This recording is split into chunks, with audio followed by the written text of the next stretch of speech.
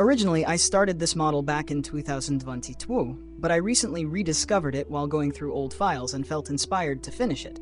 It's some kind of retro car. At the time, I struggled to complete vehicle models because I worried too much about how to make the interior and underside. Now, I've made things easier for myself by ignoring those details and focusing only on the exterior. I'm not creating UVs or textures, except for the tires. In the future, I'd like to prepare car models for 3D printing. Let me know if that would interest you. Modeling the car body. Step 1, starting with a single vertex. To begin modeling the car body, I use a pre-made base mesh only as a reference. The actual modeling starts from a single vertex.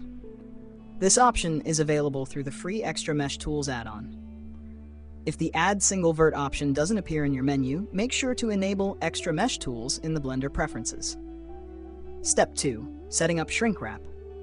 Next, I add a Shrinkwrap modifier and set the reference mesh as the target object. This allows me to draw the new geometry directly on top of the reference shape. I begin by creating edges that follow the main outlines of the car body. Once the edges are in place, I use grid fill to create polygons between them, gradually forming the car's surface. This workflow keeps the new mesh clean and ensures that it follows the correct proportions of the reference model.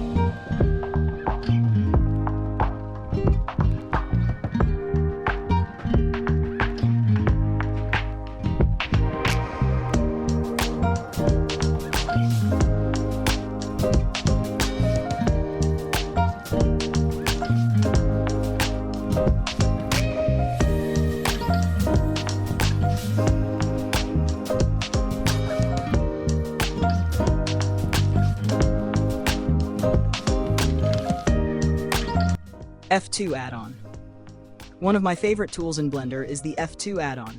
Normally, to create a polygon, you need to select multiple vertices, but with F2, it's much faster. You can simply select a single vertex and press F. Blender will automatically extend the geometry and fill in the polygon. What's important is the position of your mouse cursor. When you press F, Blender looks at which side of the vertex your cursor is on and creates the polygon in that direction. This makes the workflow very intuitive. Just select a vertex, place the cursor on the side where you want the face to appear, and press F. How to activate the F2 add-on. If the F2 add-on is not active, you can enable it very easily. Go to the Edit menu, Preferences, Add-ons. In the search bar, type F2. Check the box next to it to activate the add-on. After that, you can immediately use it in edit mode with the F key. By the way, the F2 add-on was created by Bart Crouch. It's now part of Blender by default, but Bart is the one who originally made it.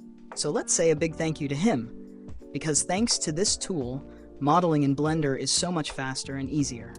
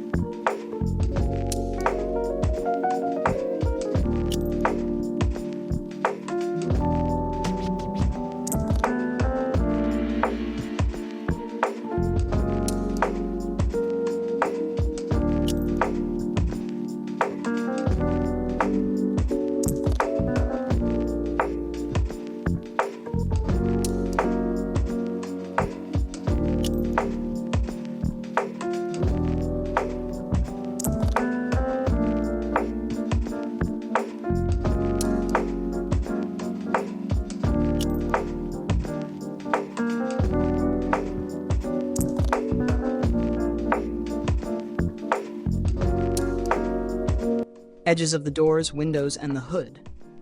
First, I select the edges of the doors, windows, and the hood. I mark them as seams and also as sharp. This helps to display the shading correctly. After that, I set those same edges as edge crease, because the mesh already has a subdivision surface modifier. This way, the subdivision doesn't round off those important edges, and the shape of the car body stays nice and clean. To create the geometry for the doors, windows, and the hood, I first draw the main edge loops that define their shapes. Then, I add supporting edges around them to control the curvature. This way, the panels look separate, but still remain part of the same mesh. After that, I mark these edges as seam and sharp for proper shading, and also apply edge crease so the subdivision surface modifier doesn't smooth them out. This keeps the car's details sharp and realistic. Assign vertex groups to prepare for the displace modifier, which makes it easier to apply procedural detail.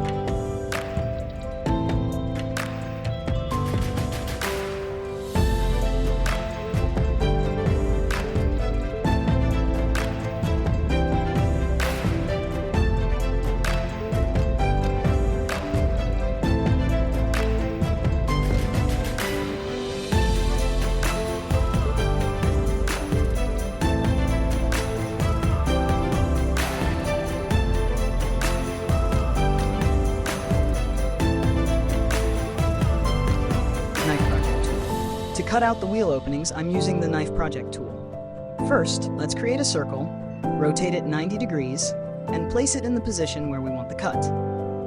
Then delete the bottom half of the vertices and extend the two lower ones to shape the wheel opening. Now switch to edit mode of the mesh you want to cut. With Control-click, select the circle object that will be used as the projection. Then go to the Mesh menu, Knife Project. Blender will project the shape of the circle onto your mesh and create the cut. Finally, you'll just need to clean up the topology manually to make it neat. Machine 3 Tools add-on.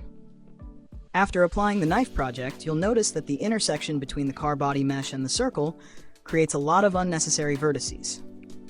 To clean this up, I first use Ctrl-X to dissolve the extra vertices. Then I merge the closer ones by pressing 1.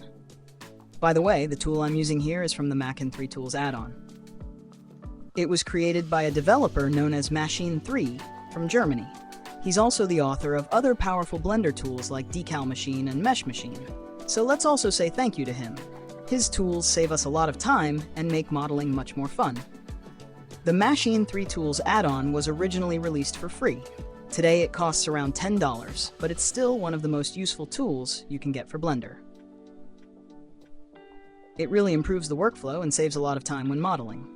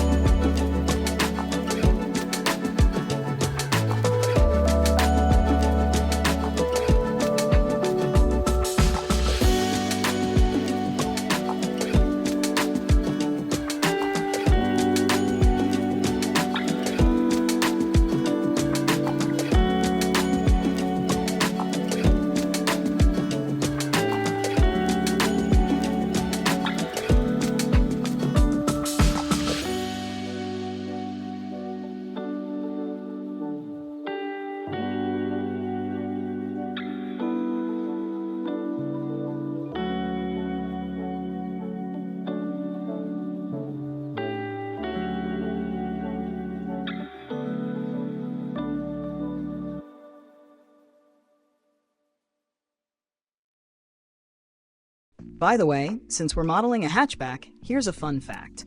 The very first hatchback is often considered the 1959 Renault 4. It was called the blue jeans car because it was practical, affordable, and fit almost everyone's lifestyle, just like jeans. Hatchbacks are sometimes nicknamed the Swiss Army knife of cars because the rear hatch makes them super versatile. You can carry groceries, furniture, or even use them for a road trip camper setup. So, while we're building this stylized hatchback, remember, in real life, these little cars are all about fun and practicality.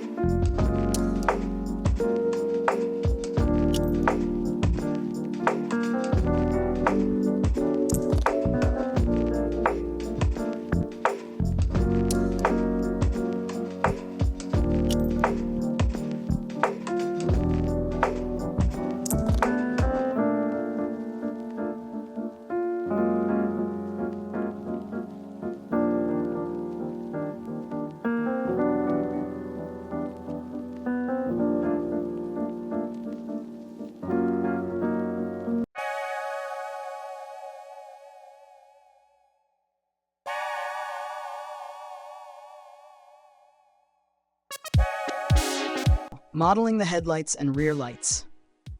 Select the polygons where the headlights should be. Duplicate them. Shift D and separate P selection. In edit mode of the headlights, remove unnecessary modifiers, leaving only mirror. For the rear lights, use Ctrl-Shift S. Remember to delete the back-facing polygons since they aren't visible and would only waste space when UV mapping.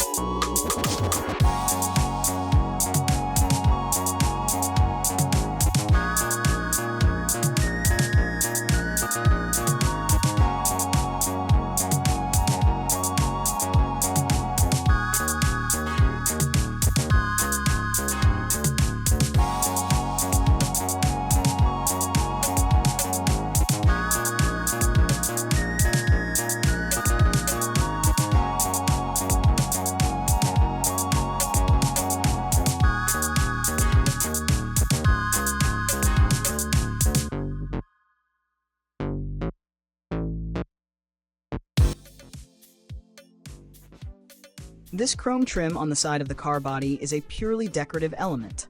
On retro cars, it was often used to emphasize the lines of the design and give the car a more stylish, elegant look. To create it, the Shrink-Wrap modifier is really helpful. In the modifier settings, make sure to enable Snap Mode on Surface so the geometry sticks correctly to the body of the car. Also, a quick tip: pressing Shift-W activates the Bend tool in Edit mode. This allows you to easily bend the mesh around the 3D cursor's position, which is perfect for shaping details like trim.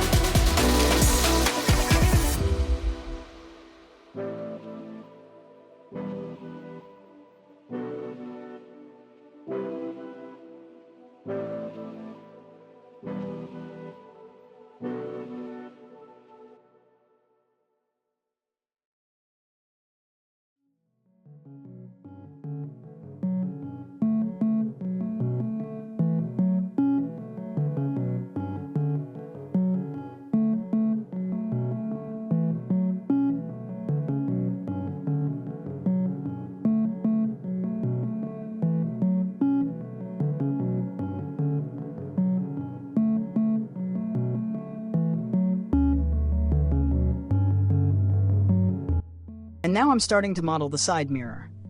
To begin, I add a cube and apply one level of subdivision with Ctrl 1.